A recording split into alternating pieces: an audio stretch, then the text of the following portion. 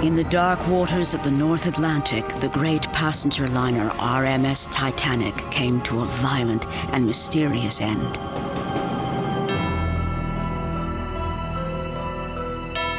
Each of her passengers, unwitting players in a harrowing drama. The builder who would pronounce her dead. The brave men who refused to let her die.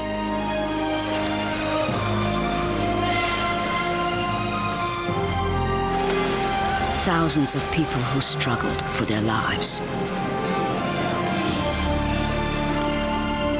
Now, for the first time, a prominent Titanic historian will retell her tragic tale from the ship's actual decks. Haunting locations will take us back to pivotal moments during the epic disaster.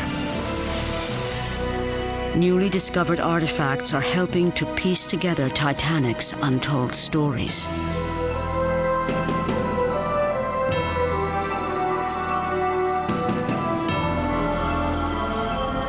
It's a moment in history we're still striving to understand. A part of our past impossible to forget.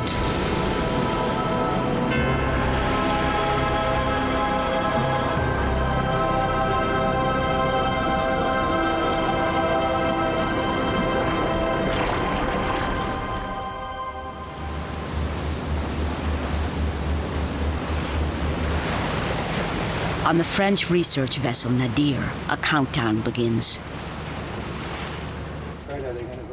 The crew prepares for an unprecedented dive to one of the greatest shipwrecks in history, RMS Titanic. On Nadir's fantail, a prototype submersible, Untold, is run through a final series of systems checks. She is one of a few submersibles able to dive more than 12,000 feet to reach Titanic. Historian Charles Haas is leading today's dive.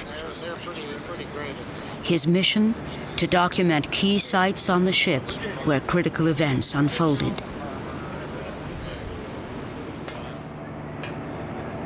To Haas, Titanic is a dramatic stage. But it is the characters in the tragedy who draw him in. I think in order to get a full picture of what that night was like, you need to know the people who were involved in that situation. By knowing the characters in the drama, by knowing the people, you get a much better insight into the great drama of that night. As part of Haas's mission, he will also look for artifacts, personal objects which may provide clues to Titanic's story.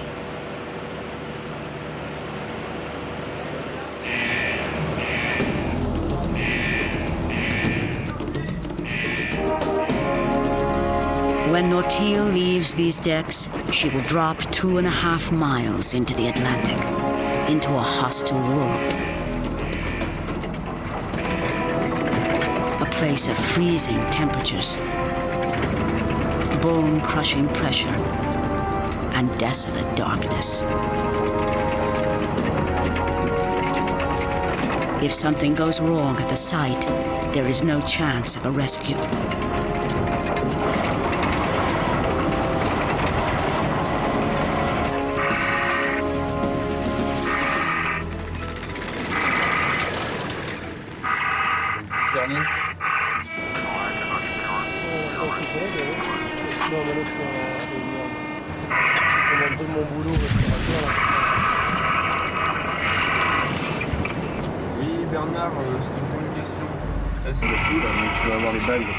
In the control room, Untold's position will be monitored by expedition leader George Tulloch.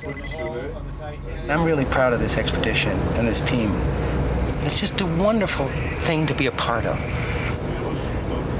The Titanic is a piece of our history, and it's just special in every direction. Tulloch is joined by Titanic historian and Haas's writing partner, Jack Eaton. There are many things that still can be learned from Titanic, from the disaster, from the recollection of the people and of the events. There are some major mysteries that are still unsolved.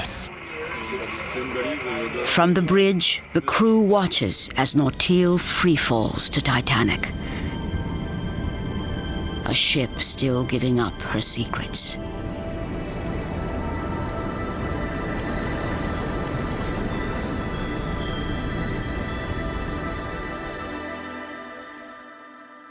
For historians studying Titanic, much of what they know is based on testimony taken after the disaster.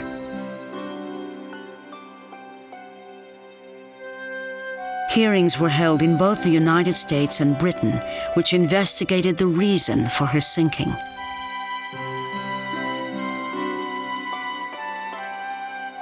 Additional evidence turned up in rare diaries and letters.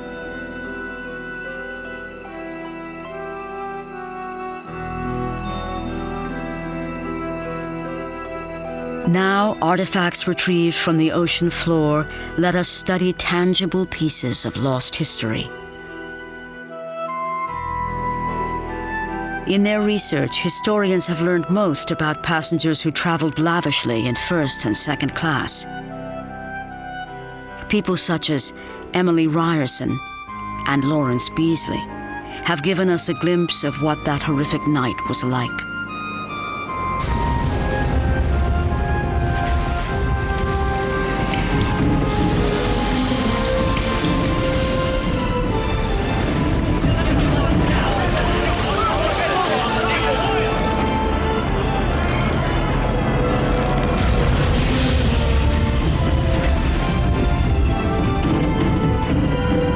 Remarkably, personal accounts of Titanic continue to surface.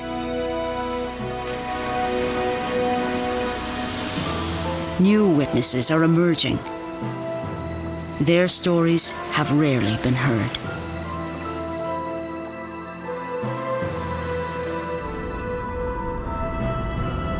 As the submersible Nautil descends to Titanic, the crew prepares for arrival at the site.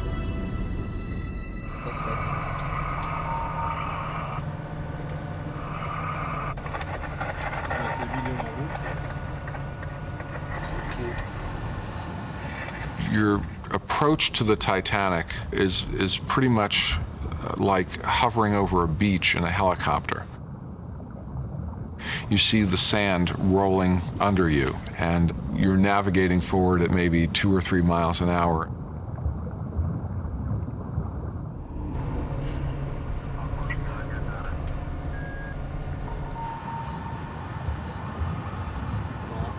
All of a sudden, you see this immense object.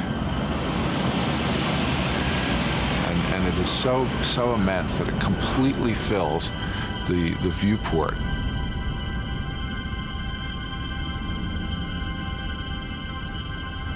Your first reaction is, it's almost an automatic, oh my God.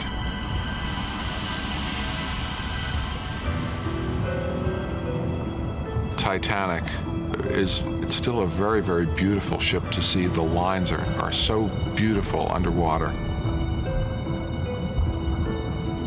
And there's an awe or a reverence or a silence from realizing what occurred on these decks. Human stories of personal tragedy that literally happened within the space that you can now see.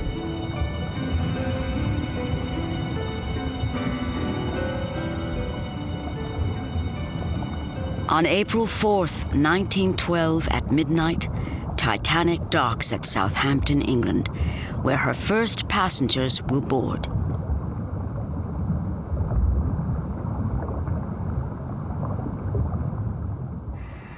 Under the direction of Haas, the crew of Nautil moves to the very spot where travelers first embarked.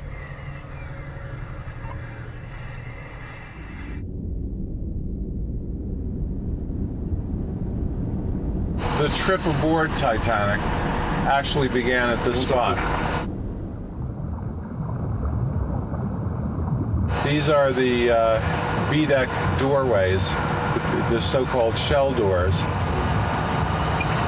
When you boarded the ship at Southampton in England, you would essentially have gone through these doors, and the purser would greet you there.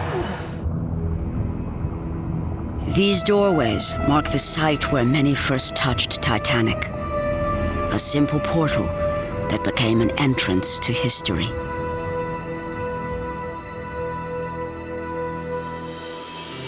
In Southampton, boarding begins in the early morning.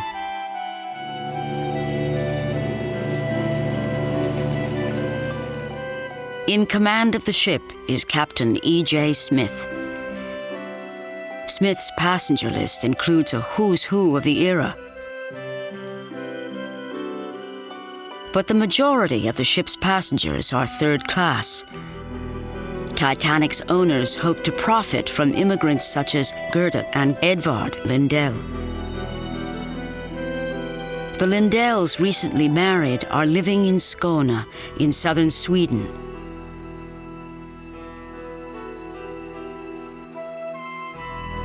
According to plans, Edvard will go to America first. Gerda will follow thereafter.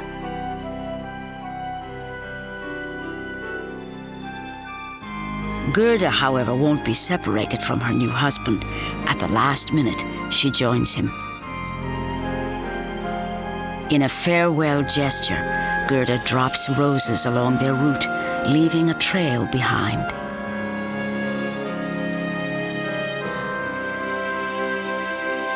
In Southampton, she writes a final postcard to her brother. Tomorrow, we shall go aboard Titanic. We have been down to see the Colossus. You should see what a beast it is. Greetings from Gerda.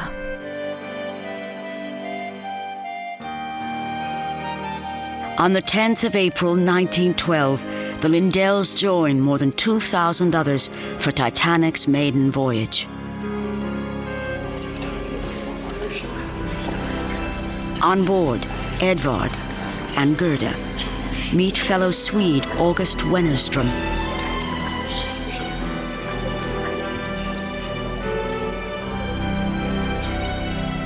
Wennerström is traveling under an assumed name. He's a political dissident leaving Sweden to live in America. Only one of these three passengers will survive the journey.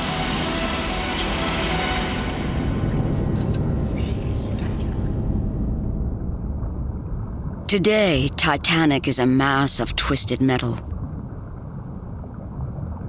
But historian Charles Haas can see past the decay to the people who once walked these decks.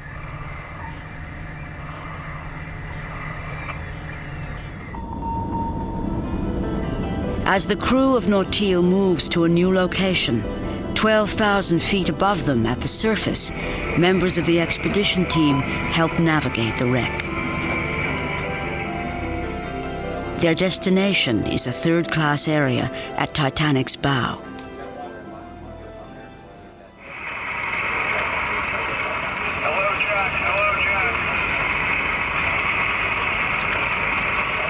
Hello, Charlie. How are you doing down there? Over. We're working hard down here.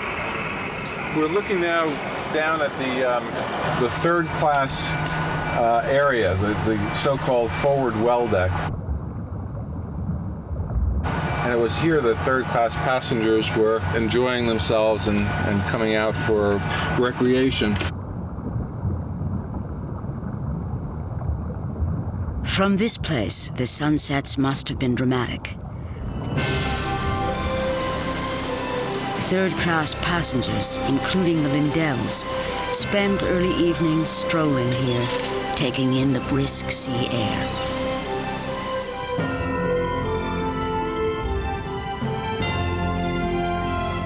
Above the third-class promenade, first and second-class passengers enjoyed uncompromising luxury.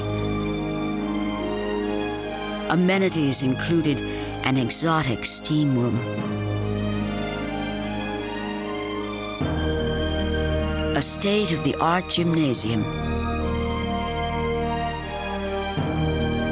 and lavish dining salons. For one first-class passenger, none of Titanic's palatial amenities are enticing. Mrs. Emily Ryerson's eldest son has been killed in a car crash in America. She's going to claim his body. She leaves her cabin rarely and eats in her room. The elegance of Titanic is meaningless to a mother in mourning.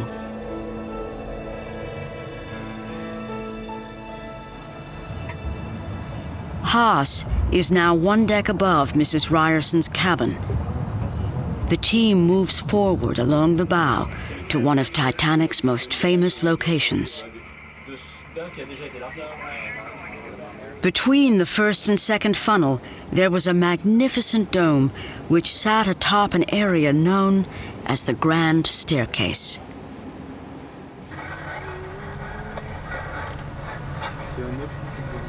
There's really no part of the Titanic that perhaps demonstrated the grandeur of the ship than this feature, which was called the Grand Staircase in first class. It was surmounted by a wrought iron and glass dome. It penetrated 5 or 6 decks down through the ship.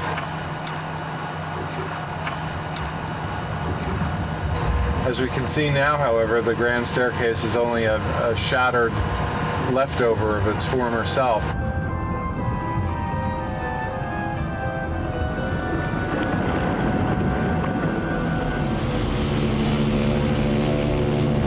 For the first few days out at sea, the trip to America is uneventful.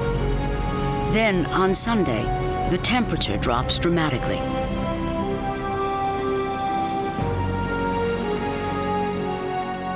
Titanic's chief designer, Thomas Andrews, spends his Sunday reviewing the ship's plans and inspecting the vessel for any subtle imperfections.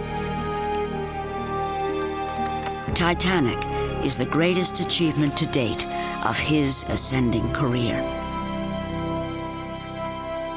Harold Bride is one of the ship's 2 radio operators. Bride's partner is Jack Phillips. Throughout the day on Sunday, they receive 6 warnings of ice.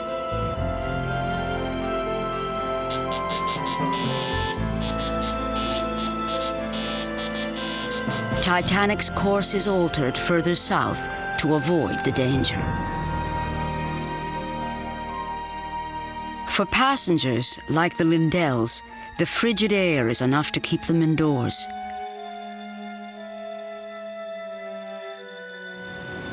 Mrs. Emily Ryerson, however, makes a rare appearance outside her cabin to enjoy the quiet evening with a friend.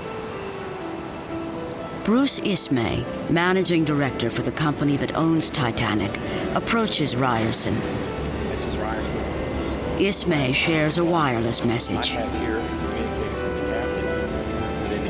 First, he showed the telegram, then he said, "We're in among the icebergs."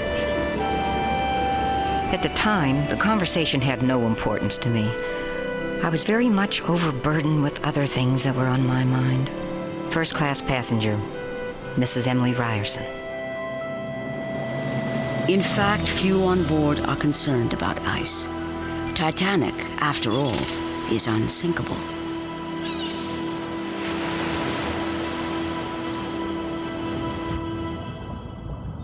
The colossal scale of Titanic was unrivaled in her day.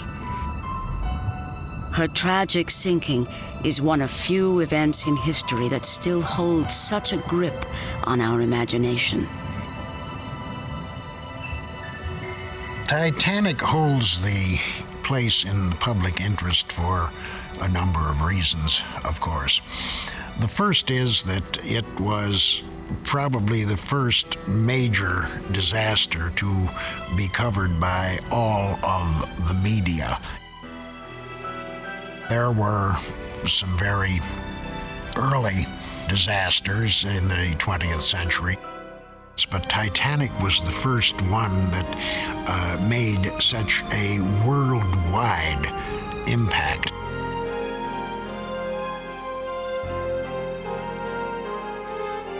People from the outset could identify with people on board the ship, and this is something that has remained over the years.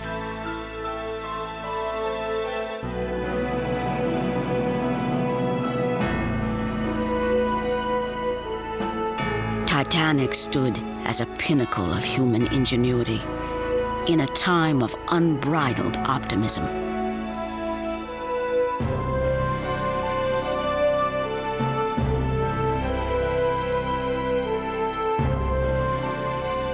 There was great optimism that the age was going to improve. They had such modern things as telephone and automobiles and even airplanes. And how far are these wonderful scientific devices going to take us?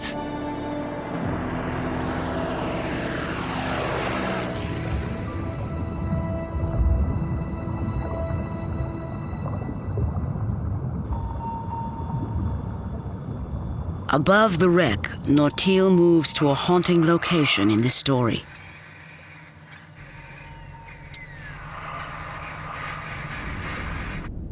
The submersible is guided to the devastated remains of the forward funnel.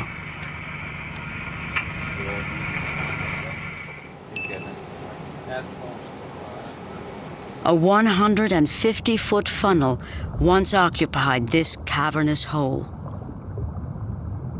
What we're passing over now is a huge ventilation system. Titanic had, of course, 4 funnels connected to the boiler rooms. So what we're looking at here is a giant tube, in effect. And if we were to pursue it further, we would find ourselves way down in the Titanic's boiler rooms.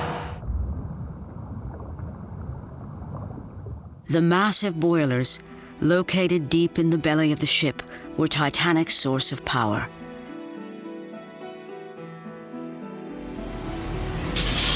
On the day of the disaster, 24 boilers are feeding Titanic's enormous engines.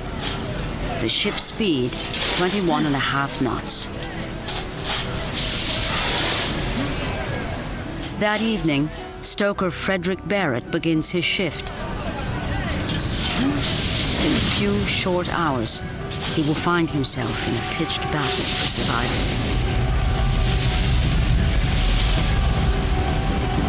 Second-class passenger Lawrence Beasley fills out a claim form so that he can retrieve his valuables from the purser's safe.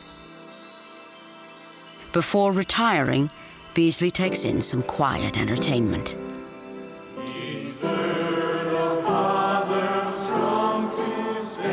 After dinner, Mr. Carter invited all who wished to the saloon, and with the assistants at the piano, he started passengers singing hymns.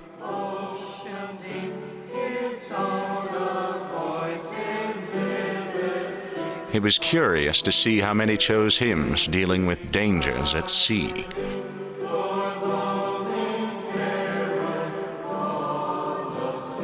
Second-class passenger Lawrence Beasley.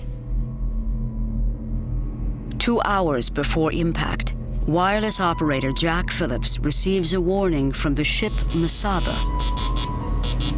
Ice report. Latitude 42 degrees north to 41 degrees 25 minutes north. Saw much heavy pack ice and great number of large icebergs. Wireless operator Jack Phillips. Phillips doesn't realize the ice field lies directly in Titanic's path. Rather than report the warning to an officer, he places it on a spike. This simple act dooms Titanic. The warning should have been delivered to Second Officer Charles Lightoller, who was working on the bridge. The one vital report that came through but which never reached the bridge was received from the Mesaba.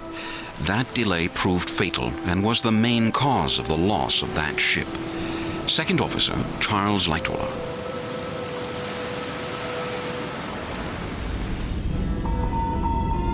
With the stage now set for disaster, the Nautil approaches an eerie scene. We are hovering over the fallen forward mast, and you see the remains of the crow's nest. It was here that Lookout Frederick Fleet spotted an iceberg at 11:40 p.m. on the night of April 14th, 1912. Fleet used the crow's nest bell, but he essentially telephoned the bridge to report iceberg dead ahead. The iceberg is spotted a quarter-mile away, not enough distance to turn a ship that stretches 4 city blocks long.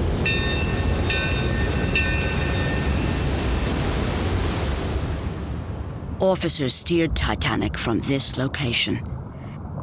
The ship's wheel used to be attached to this device, called a telemotor.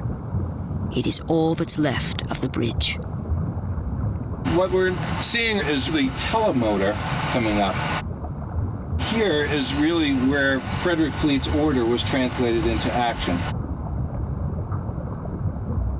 Between Frederick Fleet's warning of the berg and the collision, there was just 37 seconds of time.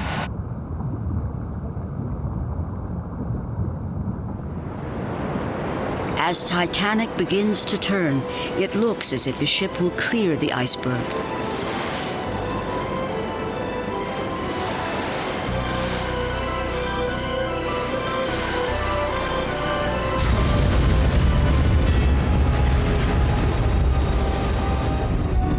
But an underwater ledge pierces Titanic's steel hull, buckling plates, causing thin separations in her side.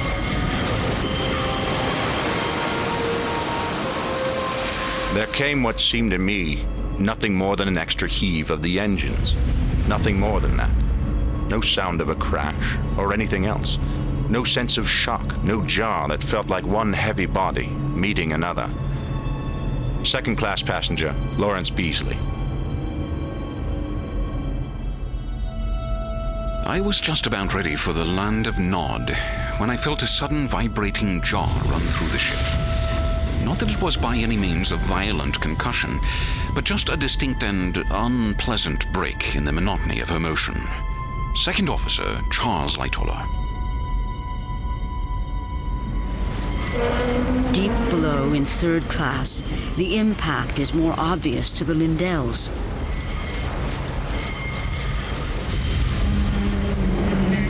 And August Wennerstrom. Captain Smith dispatches Titanic designer Thomas Andrews to inspect the damage to the ship.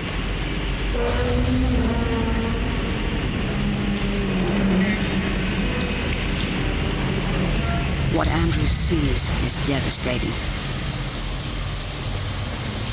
He reports to Captain Smith that Titanic is filling fast. A quick calculation reveals the ship has an hour, maybe 2. Andrews realizes the deadly implications immediately. On board are more than 2,000 passengers and crew, but only enough lifeboats for just half of them.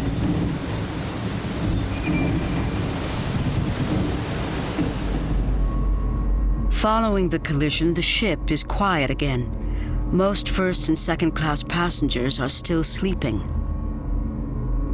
Little do they realize, a drama unfolds in the bow of the ship.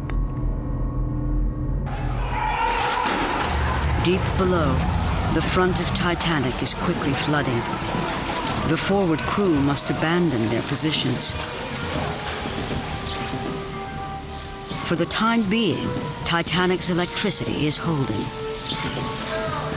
Stoker Barrett and several others attempt to keep the water out of Boiler Room 5. The men attach long hoses to the pumps. If they keep this section from flooding, they believe they can save the ship. They do not know that Titanic's designer has already declared her doomed.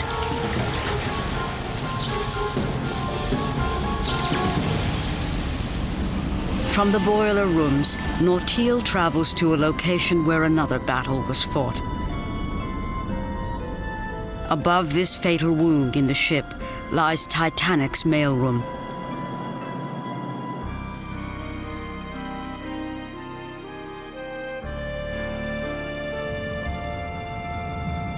Among the greatest heroes of Titanic's story, I think, are the postal workers. There were more than 3,500 bags of mail on board the ship, and as the water began flooding this area, the men's only thought was to try to rescue the mail that they had been placed in charge of. As Titanic's mailroom floods, the postal workers drag the mail to higher ground. As they work, the rising water rapidly pursues them, lapping at their heels at each level. Eventually, they are overtaken.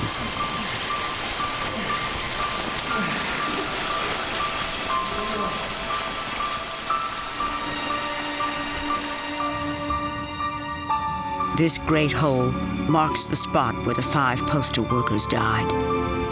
They were Titanic's first victims.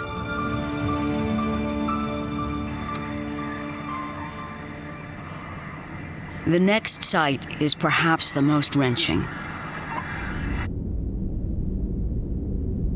From the control room, the crew guides Nautil to one of the evacuation areas.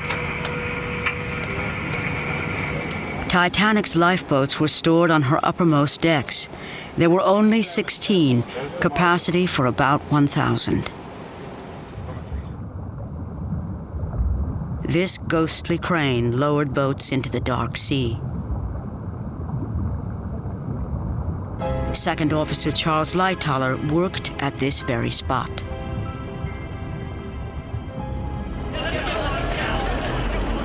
As Lightoller and his men crank out the boats, passengers stand by and watch.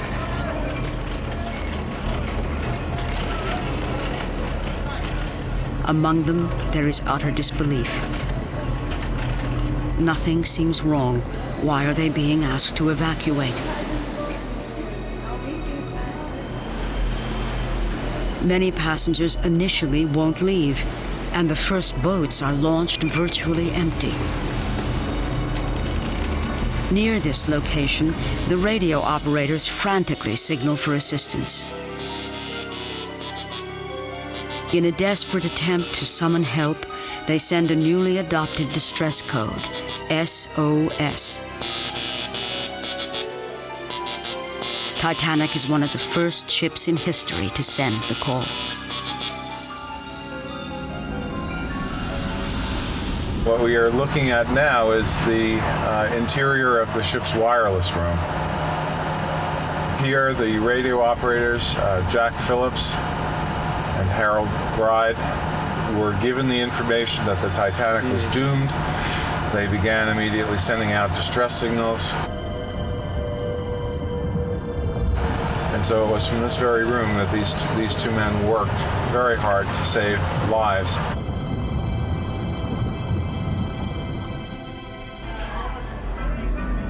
Recognizing the fatal damage to Titanic, designer Thomas Andrews calmly works to prepare the passengers for the lifeboats.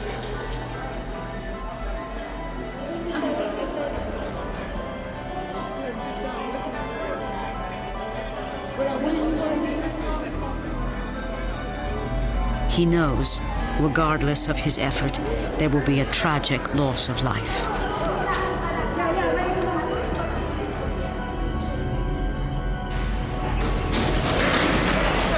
Third-class passengers August Wennerstrom and the Lindells are left on their own.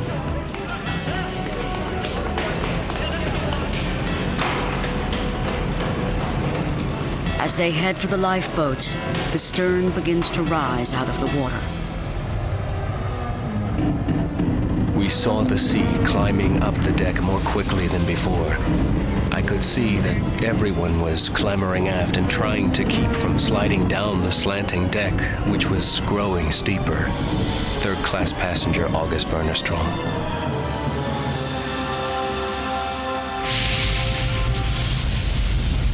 Deep in the belly of the ship, Frederick Barrett and the crew fear the red-hot boilers will explode when they come in contact with the icy seawater, so they extinguish the boilers. As each fire is put out, the hold fills with steam.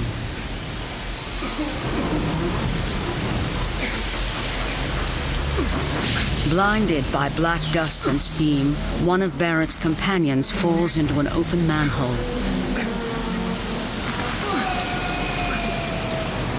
His leg is shattered, and Barrett drags him to a pump room. Nearly 2 hours after impact, a weakened wall caves in, and the sinking of Titanic accelerates. Barrett escapes, but his companion will perish. When Barrett arrives on deck, his timing is perfect. He is quickly assigned to a lifeboat as an oarsman and is lowered away. Lawrence Beasley climbs aboard Barrett's boat when no more women or children are nearby.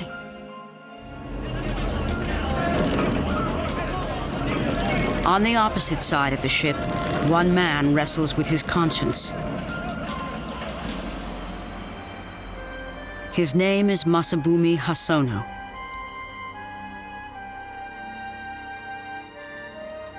I tried to prepare myself for the last moment, making up my mind not to leave anything disgraceful as a Japanese. But I still found myself looking for any possible chance for survival. There were many men who attempted to squeeze in, but sailors refused them at gunpoint. I myself was deep in desolate thought. Even if I became the target of a pistol shot, it would be the same. And thus, I made a jump for the lifeboat.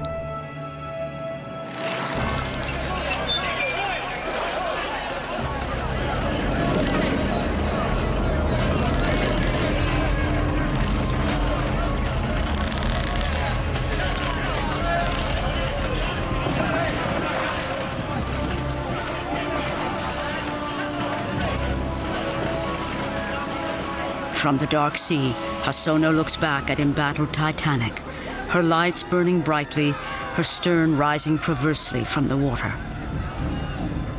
I saw a great number of passengers still frantically moving about on the deck, giving terrible shouts and cries for help. The scene was just horrible and eerie. Our lifeboat, too, was filled with sobbing and weeping women who had been worried about the safety of their husbands and fathers. It was all unbearably sad and hopeless.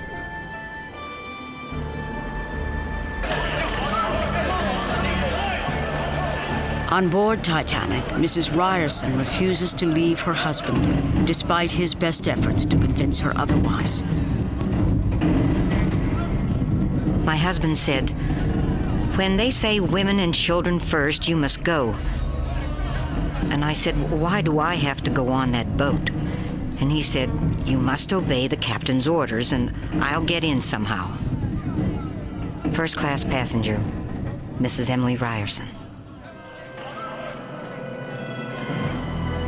Hundreds of families are struggling with the same question. Should they separate or stick together?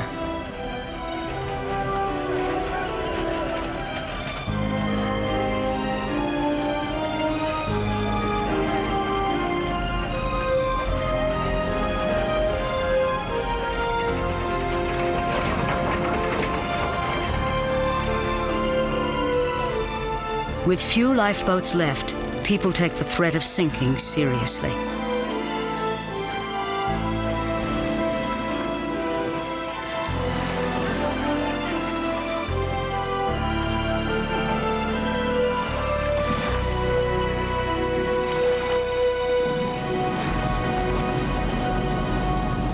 Now, the challenge for the crew is to keep people from mobbing the remaining boats.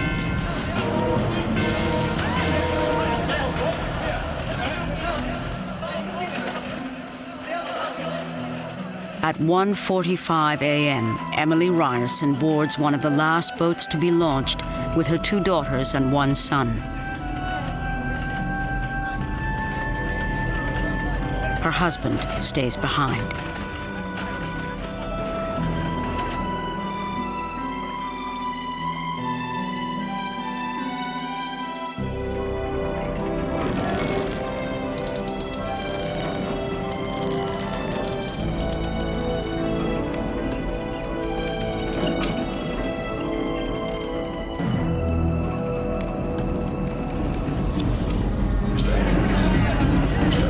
Titanic's designer, Thomas Andrews, is last seen looking lost in a trance in the first-class smoking room.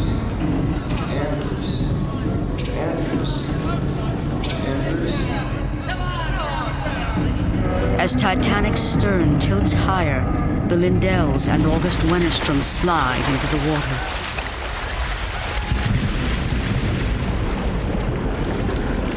Relieved of his duty, Second Officer Lightoller also takes his chances in the sea. Immediately, he is sucked into a ventilation shaft. Although I struggled and kicked for all I was worth, it was impossible to get away, every instant expecting myself shot down into the bowels of the ship. I was still struggling and fighting when suddenly a terrific blast of hot air came up the shaft and blew me right away up to the surface.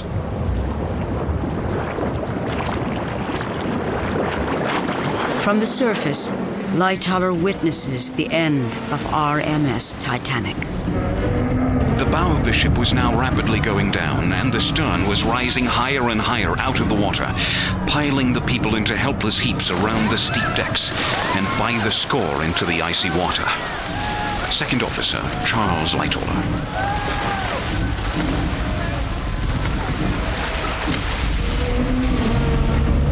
As she swung up, her lights, which had shone without a flicker all night, went out suddenly, came on again for a single flash, then went out altogether. Second-class passenger, Lawrence Beasley. The stern stood for several minutes, black against the stars.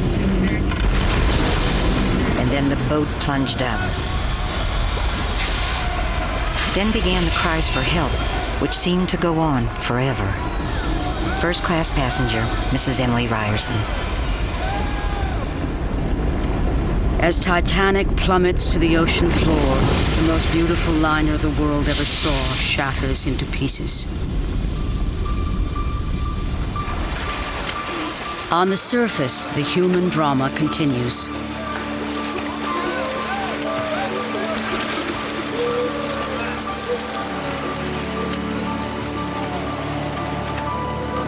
Charles Lightoller manages to climb atop an overturned lifeboat.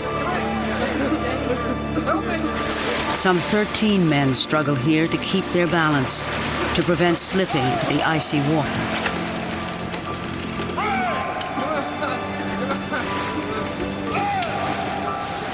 Wireless operators Bride and Phillips are among these men. Phillips will die of exposure before morning.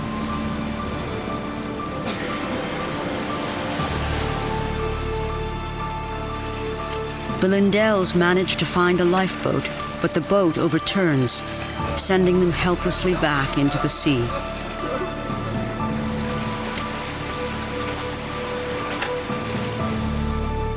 For how long a time I was away from the boat, I don't know. When I came back to the boat, it was filled with water. My friend, Edvard Lindell, had also got aboard. I saw Mrs. Lindell in the water and clasped her hand. I didn't have the strength to pull her aboard.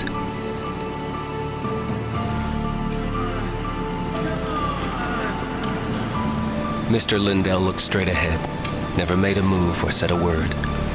I realized that he'd frozen to death. After a half hour, I lost my grip and saw Mrs. Lindell disappear into the sea. Third-class passenger, August Wennerstrom.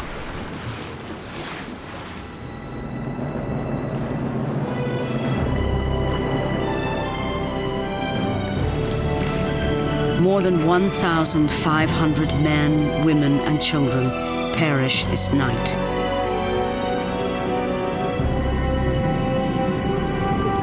Relics of their lives are strewn along the ocean floor.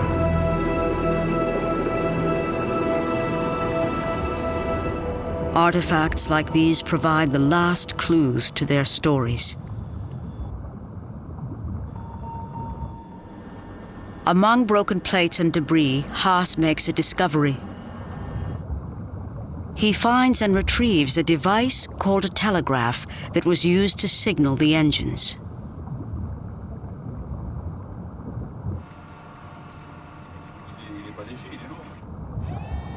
Your emotional attachment to a particular object eventually evolves into a great deal of anxiousness about its future.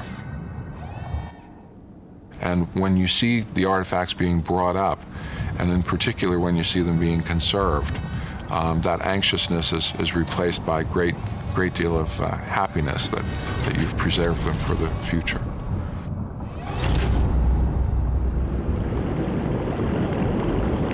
After a day of exploration, Nautil returns to the surface with precious cargo.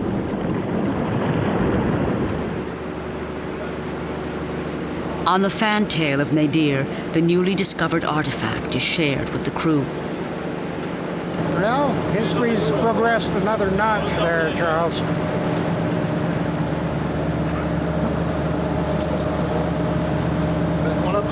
I'm really quite overwhelmed by that. It's all right.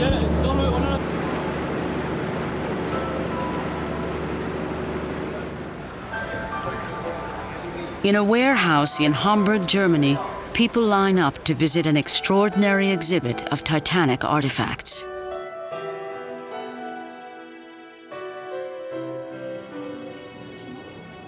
Historians Charles Haas and Jack Eaton and expedition leader George Tulloch take in the emotional display.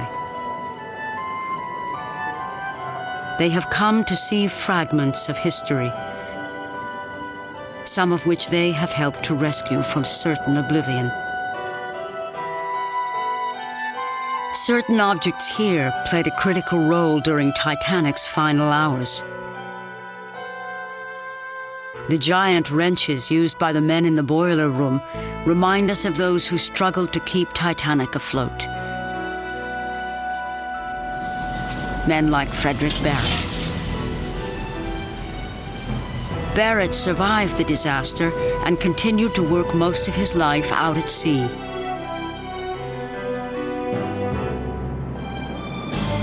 One of Titanic's brass bells, a symbol of her elite officers, including Second Officer Charles Lightoller. Lightoller was the only senior officer to survive Titanic. He retired unceremoniously. During World War II, he used his yacht in daring missions to aid the British war effort.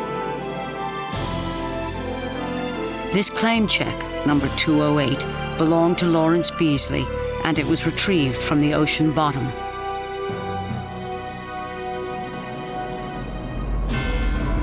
Beasley lived to be 89 and write one of the most significant accounts of the Titanic tragedy. Women's jewelry reminds us that many of Titanic's survivors were widowed that night.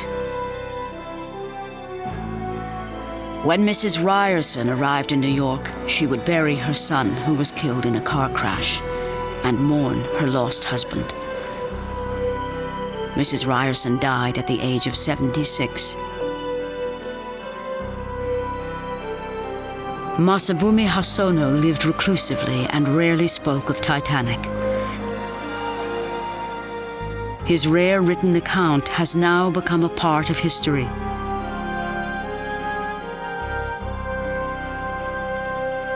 Hosono lived to be 69 and died in Japan. August Wennerstrom survived Titanic. He spent most of his life in America and died in Culver, Indiana. This is the wedding band of Gerda Lindell. It was retrieved from the lifeboat where both she and her husband lost their lives.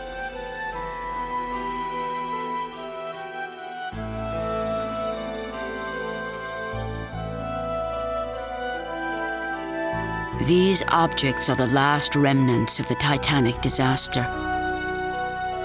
They forge a link across a century to a vanished time.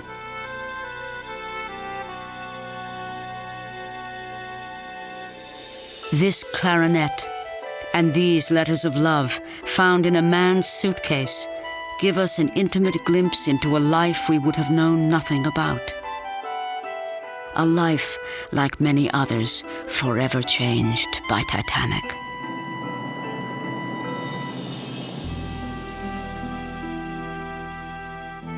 Of the 2,228 individuals aboard Titanic, we only know the experiences of perhaps half. Some of their stories have been told and fully developed. But even to this day, most of Titanic's stories still remain untold.